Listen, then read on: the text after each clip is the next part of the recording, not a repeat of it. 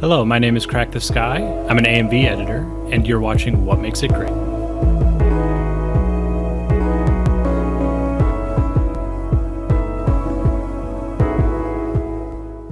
Hello, welcome to episode 5 of What Makes It Great, a show where we look at a great AMV and then break it down and talk about what exactly it is that makes that video great. Today we're going to be looking at an older video. Past few episodes we've been looking at stuff from this decade. Now we're going to be reaching back into the early 2000s and look at a video from 2003 by an editor named Beowulf. The video is called Hail to the Thief. And back in the day, like 15 plus years ago, Beowulf was a pretty popular editor. This was one of his better known videos. Probably his best known video is called Dead to the World, the Story of the Antichrist. It's actually not a video I've seen, but I know it's like a 25-minute long, kind of super ambitious, epic thing. And that's the one he's probably best known for. But this video that we're about to watch was also very popular in its day. So I'm looking forward to it. It's an Evangelion video, End of Evangelion specifically, and it uses the song 2 + 2 = 5 by Radiohead. So when we watch this video, I want you to pay attention to three things. First of all, as we've been going through these episodes, we've been talking a lot about sync styles, internal sync and external sync.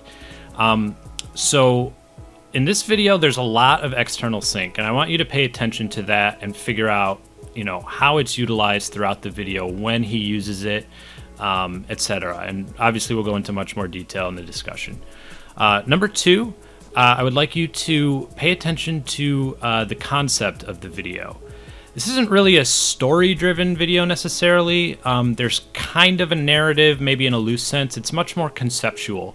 So I want you to kind of pay attention to that and see if you can figure out what exactly it is that Beowulf is trying to articulate conceptually throughout this video. And then number three, I would like you to pay attention to the effects use in this video. Obviously, it's an older video, but it still is very effects heavy. He constrains himself to a small set of specific effects that he uses throughout the video, and I'd like you to pay attention to those and to see kind of how he uses those effects to build on his concept and the mood and things like that. So if you're familiar with this video, you can skip to right here to get straight to the discussion. Otherwise, we're going to watch this together. And again, this is called, the video is called Hail to the Thief. It's by Beowulf. So let's watch this together, and then we'll talk about what makes it great.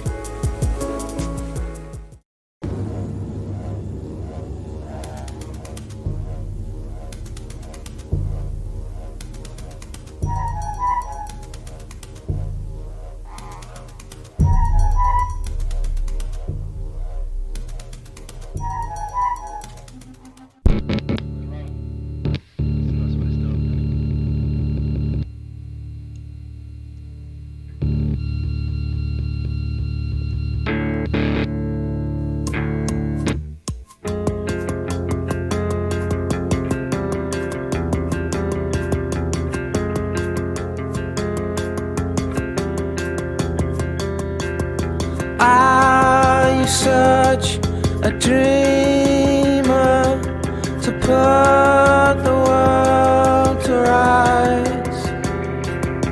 I stay home forever, but 2 and 2 always makes a 5.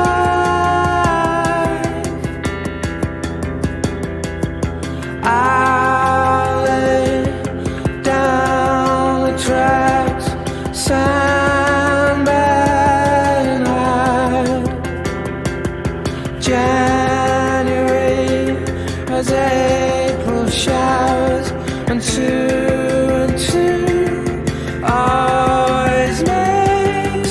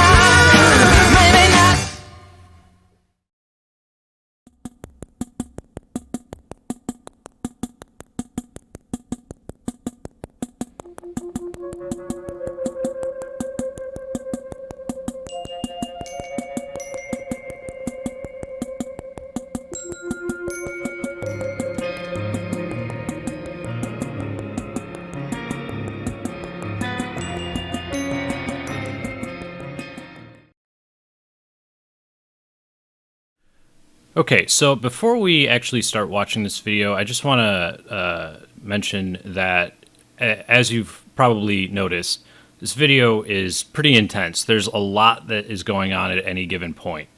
We're not going to go through every single thing here. It would just take way too long, and I could see myself pausing this video every 2 seconds and talking about what happened in those last 2 seconds, and we're not going to do that.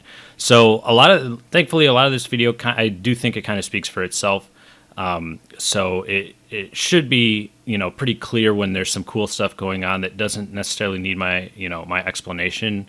But just keep in mind, if there's something that is you think is really cool that I just skip over, it's to keep this video from becoming way too long. So, all right, that in mind, let's get started.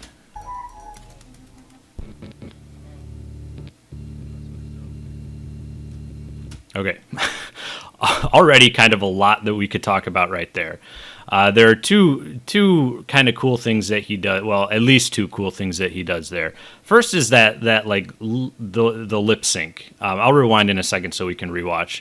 But he's doing like some very minimal lip sync to that like voice that's happening kind of in the background behind all the music, and I just think it's a neat thing to do. It doesn't really contribute to the the story or anything. It's just kind of a cool little thing.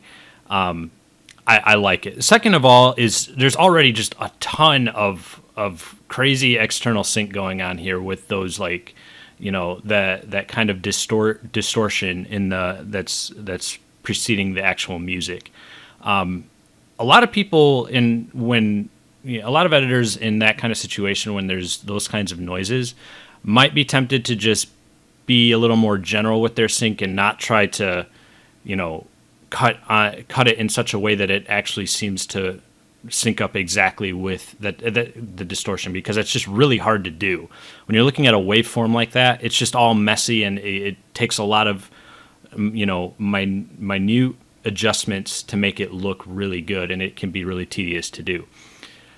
I think it's a really cool thing that he's doing this. It's already establishing the kind of video we're in for.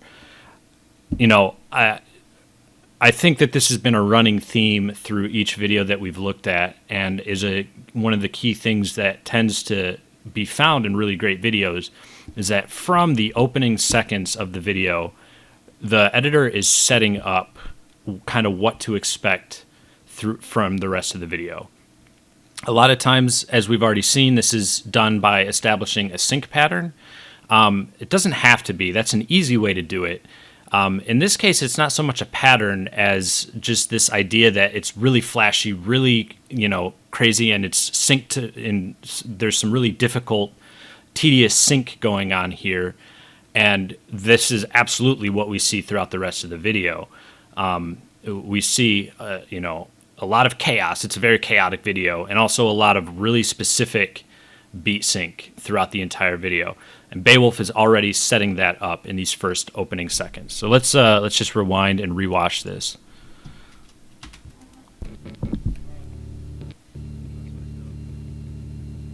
See those flashes to the distortion? It's just like really cool. A lot of editors wouldn't bother with that. They would put something else in there, maybe try to do some loose internal sync or something.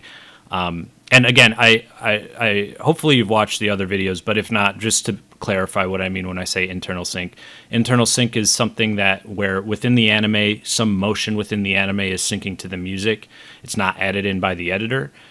Whereas external sync is where there's a cut or an effect or something that is synced to the sounds in the song. So let's keep going.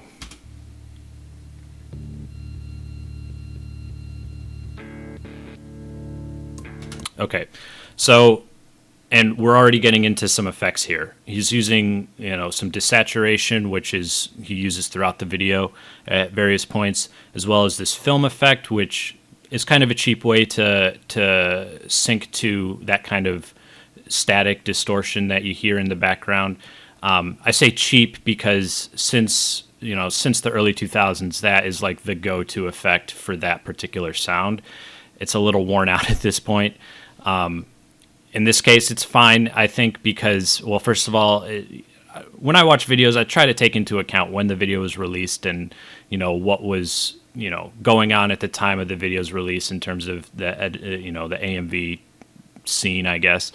So at this point, I mean, it may have been overused by now. I don't know, but I'm a little more willing to give it a pass because of the time it was released. So the actual film effect is not bad in this video, in my humble opinion. You may completely disagree. That's fine. But it really works. Either way, I think it does work with the kind of the vibe he's going for. The music hasn't even started at this point, but he's already kind of setting up the tone of the video and what to expect.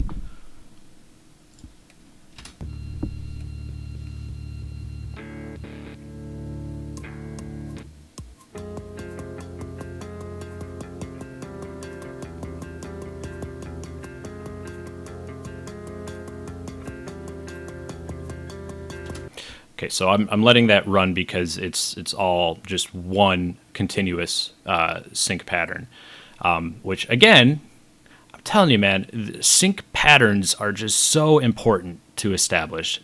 In pretty much any video you make, the pattern establishes a rhythm, and rhythm is what keeps the viewer watching. If there's no rhythm, it's really hard to get the viewer into the video.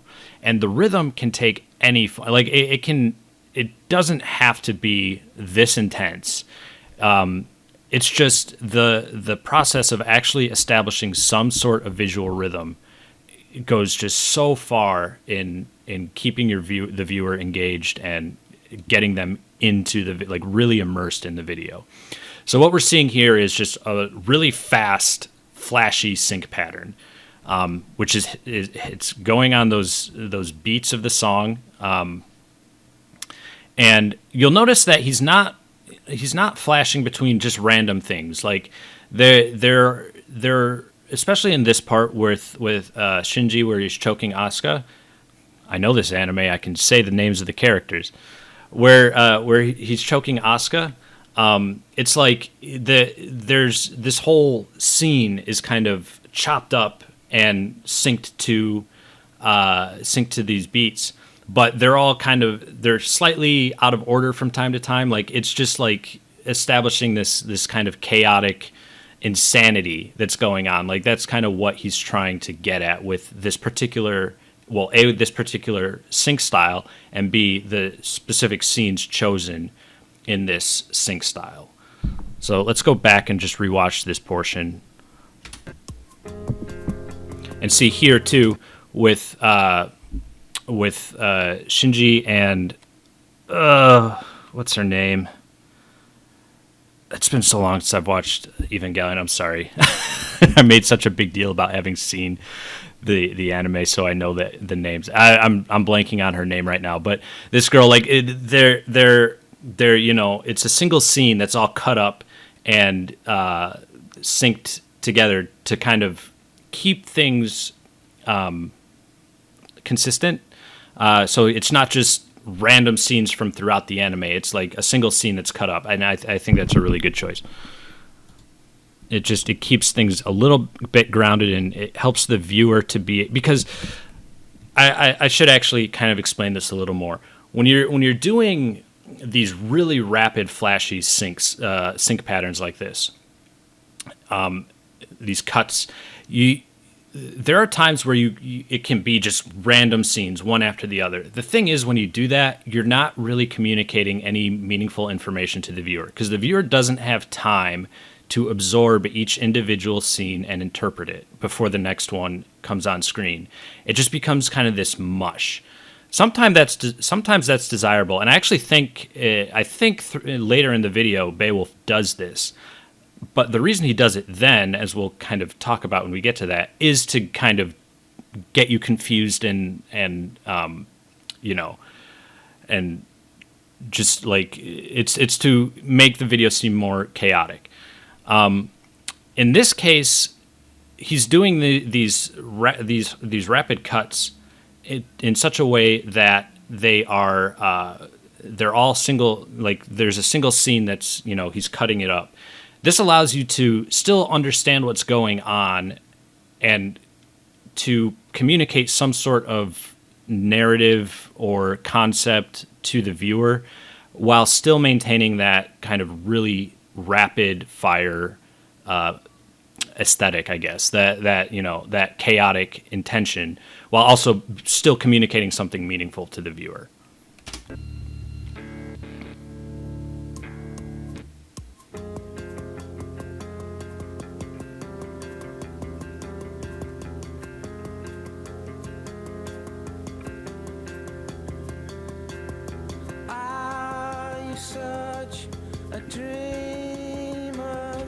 So there's some very minimal lyric sync, like specific lyric sync here.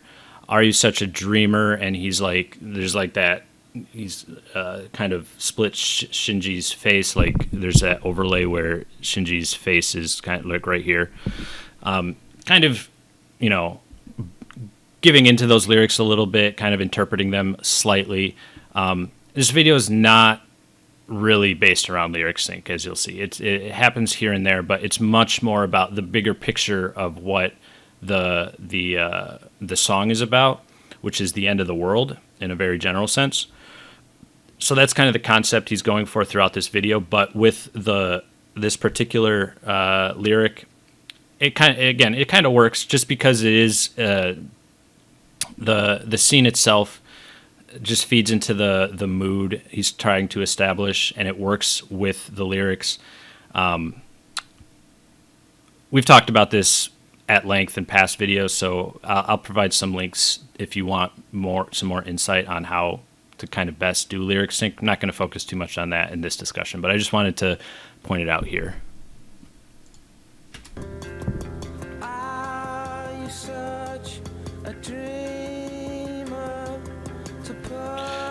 Okay, now we just saw something that's kind of cool that he does again and again throughout this part of the song, where he's like he's kind of trying to sync to both the vocals and the backing beat.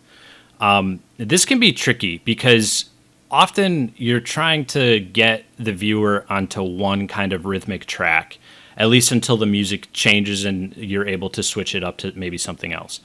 But here he's trying to do both, and it works. This is not easy to do, because the human brain just kind of wants things to be predictable, right? And throughout this video, he's switching things up. He's kind of subverting your expectations as far as visual rhythm throughout the video, but it's always in a way that serves his overall concept, the kind of the mood he's going for. As well as the actual concept of the quote unquote narrative concept of the video itself. It's just a very chaotic video, and I'm going to keep using that word because it's probably the best word to describe what exactly this video feels like. So what I'm referring to here is right here.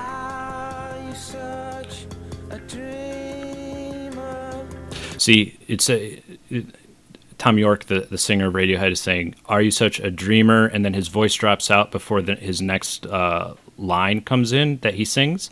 And in between those two vocal lines, there's kind of there would be kind of like quote unquote dead space in the video, which could work just fine.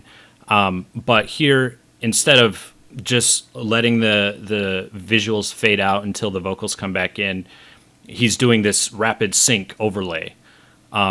And it just, I love this motif. It really emphasizes just the chaos of the video and how things are just like not as calm as they seem. So I'm going to try to, because that's kind of what happens for the next next little while in this video. So we may watch a decent chunk without pausing. We'll see.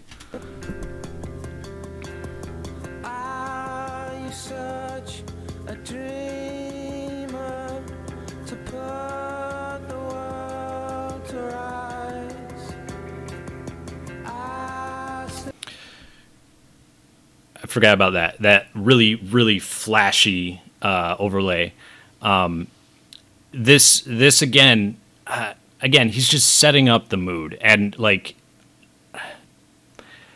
this is one thing I would say to anyone who's trying to make a video, pretty much regardless of genre or style. Try to figure out what kind of mood you want your video to communicate to the viewer. And most of the time, this will be pretty easy to do because the song kind of dictates that for you in most cases. Unless you're trying to do something really kind of off kilter and use like a happy song to super violent videos. Try to decide on your mood and kind of you're probably going to base it on the vibe of the song, right? So what you want to do is from the beginning, you want to set that up.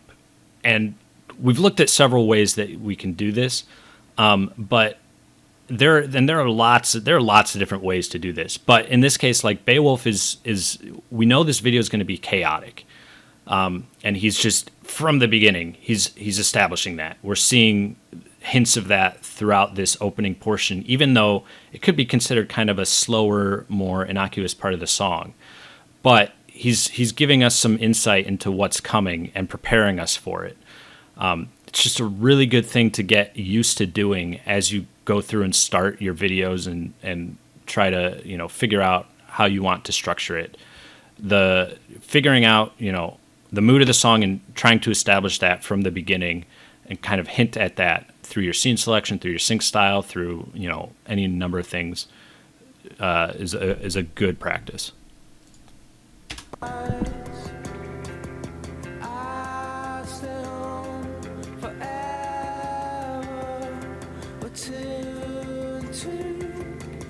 I really like that. This is something that, if he hadn't done it, I wouldn't notice. But he stops the camera pan right as Tom York sings "is 2 and 2." He like stops the camera pan that's happening and kind of blurs it out or fades it out, I guess. But it fades in this new scene. Just that's one of those things where you could do any number of you could sync that part of the video any number of ways, and any number of ways would probably be equally valid. It's just a really cool way to do that. It emphasizes that kind of like, because Tom York is putting the emphasis on that too, and so that motion, the motion that comes and then immediately stops, just adds to that emphasis. We've seen this again in previous videos. We've seen the editor using motion and specifically the immediate stop of motion, like from going from motion to stillness immediately, as a point of emphasis. It's a powerful way to emphasize portions of your video or portions of the song.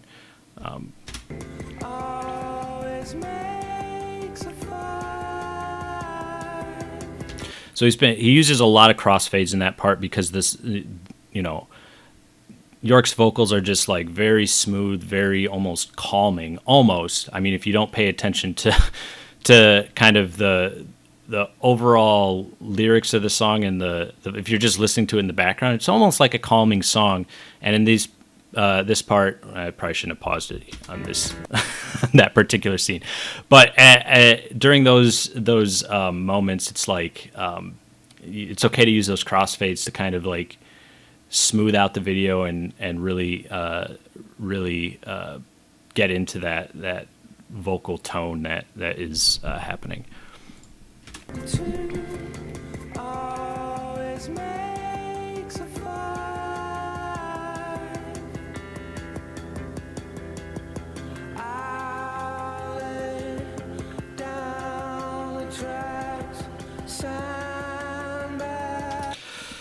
So there were some effects that we just saw there, and Beowulf is very consistent in his use of effects throughout this video. Like I kind of alluded to in the intro, there's like almost like a palette, which I use that term in my discussion of Vamped, where there's like the best use of effect, or the best way to use effects, is to just choose a few, and they don't necessarily have to be complex. But just choose a few specific effects that you want to use and then just apply them consistently throughout the video. This keeps the video from becoming too random looking, and it just helps to, because I've harped on it before, consistency is very important in AMVs. You want the video to feel like a single work, not just a bunch of things mashed together.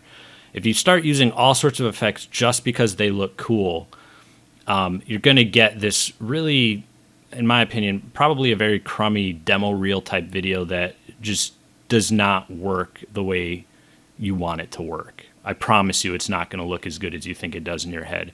It's best to just choose a small set of specific effects and then apply them consistently throughout your video. So Beowulf is doing that here. He's using like blurs and some desaturation and some film effects, and then now and then he'll do some, it might be masking, it might be, or also known as rotoscoping, or it might be like some kind of chroma key effect.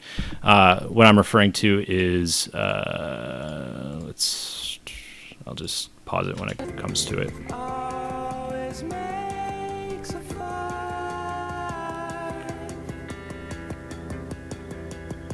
I'll lay down. Right here.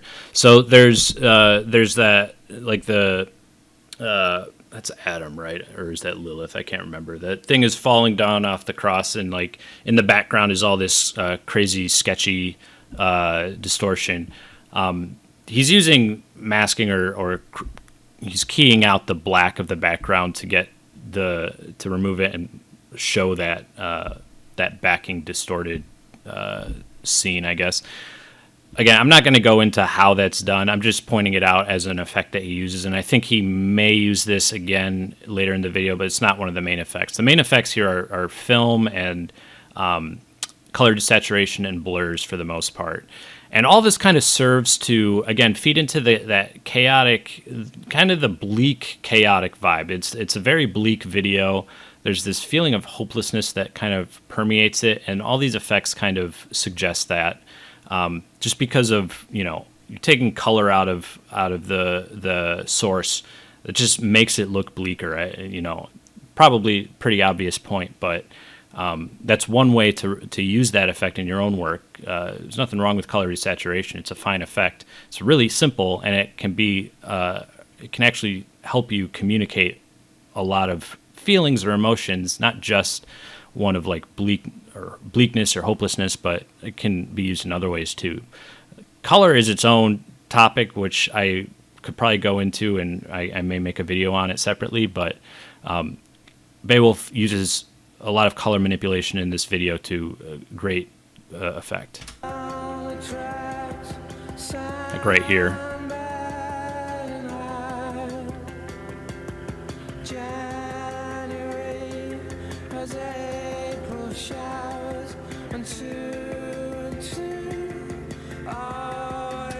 So I just want to again point out that so far there's been a real like tension in this video. I don't know if you notice or feel it in the same way that I'm talking about, but there's because he's using a lot of really slow scenes with not a lot of motion. He's interspersing them with those rapid cuts from time to time, which, as I already mentioned, is like kind of suggesting some sort of chaotic thing is coming in the video. But even ignoring those, there's just like this, it feels off. I don't know quite how else to say it. Not in like a way where Beowulf isn't editing this correctly. I'm saying he's creating this feeling that something in the anime or in the video is off. And it's like these slow, these slow scenes with, with using a lot of crossfades is just kind of juxtaposed with these chaotic cuts, and even just the tone of the song, like it's all collecting into this idea that something big is going to happen. That's a phrase it's a phrase I've been using as we've been going through and watching these videos. Building to something is just a really important thing to do in your videos, and he's doing it really well here.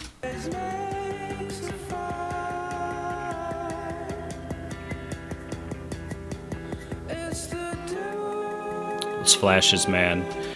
synced to that guitar jangle. It's like, I love it. It's a really, really good way to use that flashy effect. It's synced really well. And again, it's like now we're really building to something, right? It's the devil's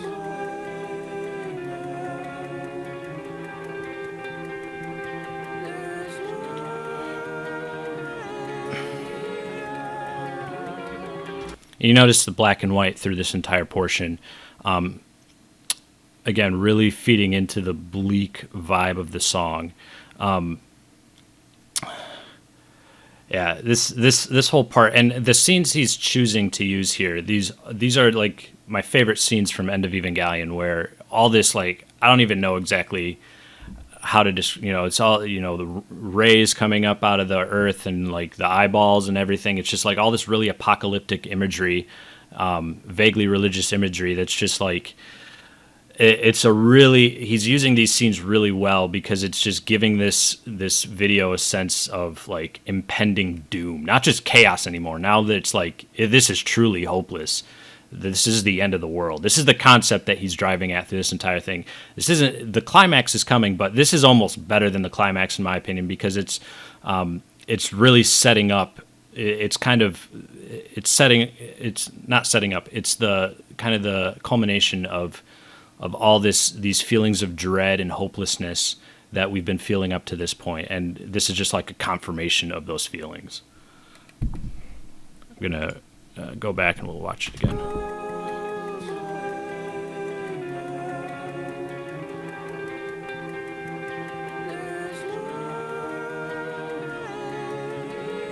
Even with that lyric, there is no way out. It's, such a, oh gosh, and that's one of the few moments of like real internal sync in this video, and it's also one of the best moments of the video. You can scream, you can shout, and as it's like zooming out on Shinji as he's screaming, just so cool. I love that. It's such a good way to integrate that scene and to really punch home again these feelings that have been building this entire time. It's like, it's just this like this wave of hopelessness, which, you may not like that feeling, but that's the point of the video. That's what he's driving at, and in that sense, it's a very successful application of that, of these effects and these sync styles and everything to get the viewer to feel that.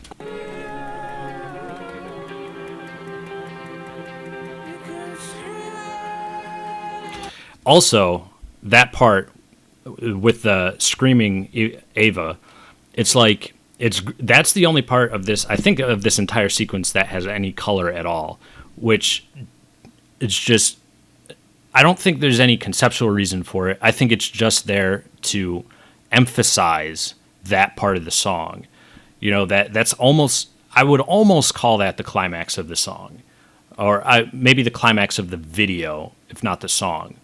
I think that, where the song actually breaks open and then all the action starts happening, which is just about to come up here, that could be considered, that's the obvious place to say, oh, that's the climax. But I actually think that maybe that right there is the climax, because it, like, that green Ava, that's screaming is just like, it's such a stark visual point in the video. Because there's all this black and white, and then all of a sudden this green Ava is like just screaming, and I love it. I just think it's really, really good choice on Beowulf's part, and just a really strong high.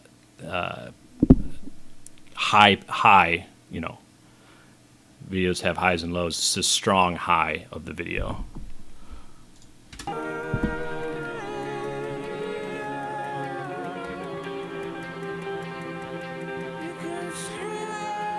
So cool.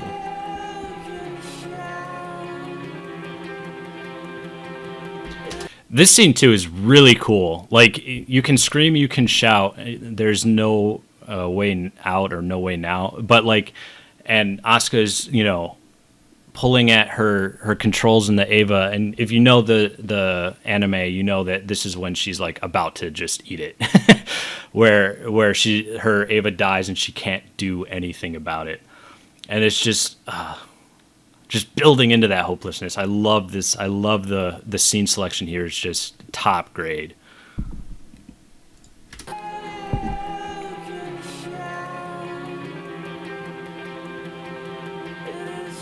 It is too late now. That's the lyric.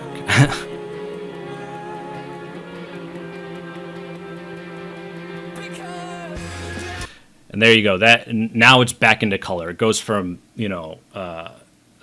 black and white to stark color, and now we're into this really intense action phase. All the apocalyptic stuff isn't really over, but now it's like this kind of animal reaction to all this stuff that's been happening, and it's just really intense from here on out. And that burst from that shift from black and white to color, again, just emphasizes that cymbal crash and helps to. It also helps that there's some internal sync there. Asuka's Ava lands right on the beat, and at the same time the color pops back in, and it's like the feeling I get from this. I don't know necessarily that this is what Beowulf was going for, but the feeling I get is that we're building up to this moment in the song, and there's all this overwhelming sense of hopelessness and just desperation, and then all of a sudden it's like, this is our last stand. This is our last chance to kind of fight back against this coming apocalypse, right? And so all the hopelessness goes away and instead what we have is just this like I said, this like animal intensity that is emphasized and represented by the color that comes back into the video.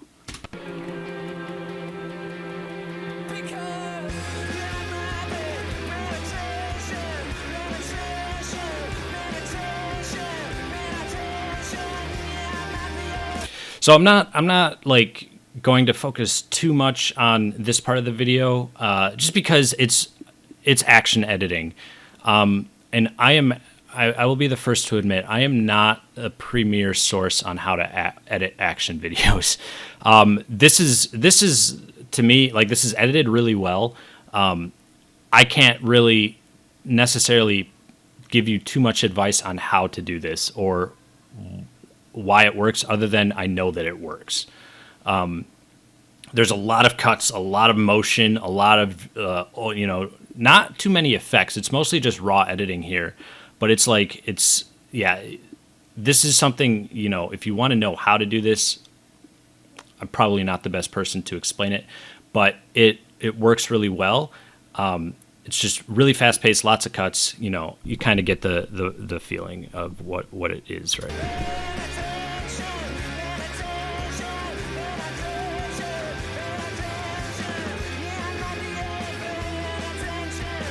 And you do notice as you go through, there's not as much internal sync here. This is where there is sync, it's mostly external, like that flashy part that just happened, right? So just something to keep in mind. Perfectly okay way to edit your video.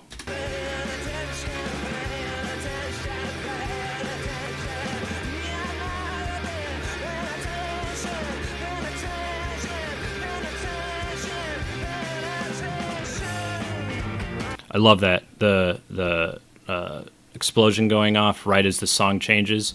Again, just another point of emphasis in the music that lines up really well with the visuals of the song. Wow, the visuals of the anime.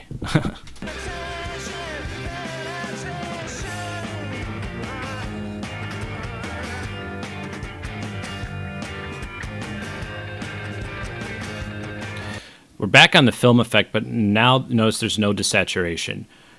He's left that behind. I can't remember if he does any more desaturation throughout the rest of the video. It's getting close to the end, but that film effect, it looks really good here. I will say that a lot of times the film effect in particular, the reason it looks bad is because it looks so stock most of the time.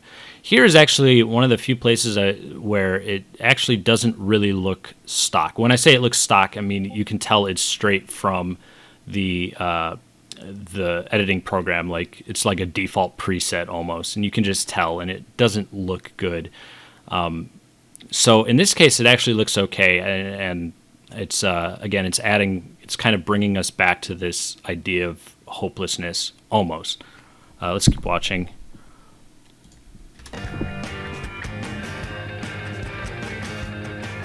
It's also kind of synced up to that guitar in the background there. Yeah, it's actually exactly what it is. I didn't notice that until now, but that film effect was synced to that guitar lick in the background. Let's watch it one more time. It's actually pretty cool.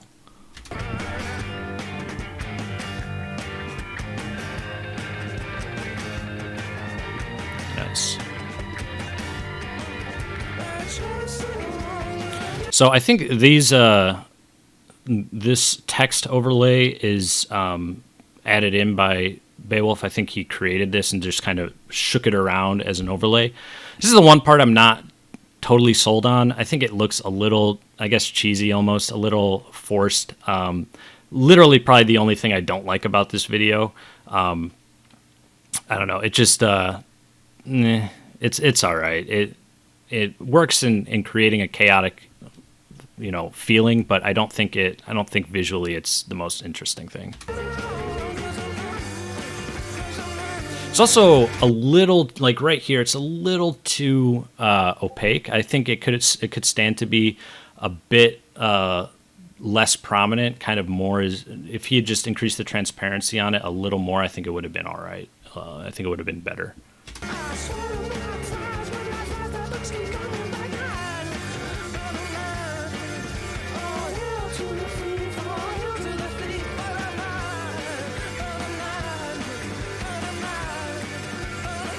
So that whole last section was, again, just kind of more action editing. There was that sketchy, distorted overlay that we kind of saw earlier with when the Adam or Eve or whatever it was falling, or Lilith was falling off of the cross. I think it was Adam, I don't know. But that same kind of overlay that we saw in the background was used here again. I think it works good there. It's, again, chaos. That's the name of the game in this video. I love that part too. Don't question. This is another one of the few other places where lyric sync is utilized, and don't question my authority, pointing a gun at his head, just really emphasizes Gendo's character, and I love it. I love it.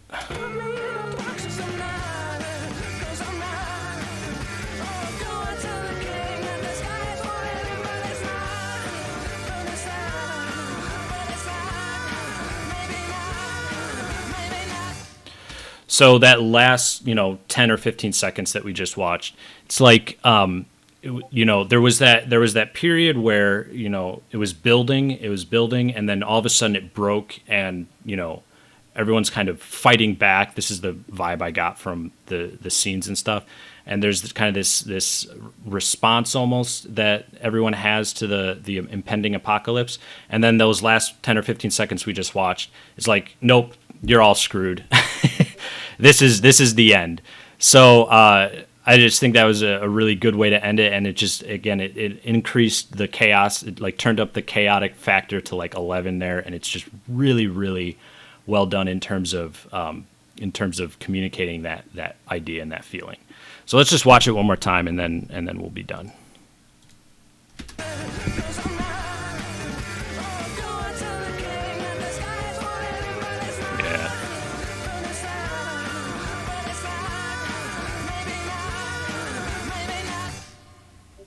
All right, so that is Hail to the Thief.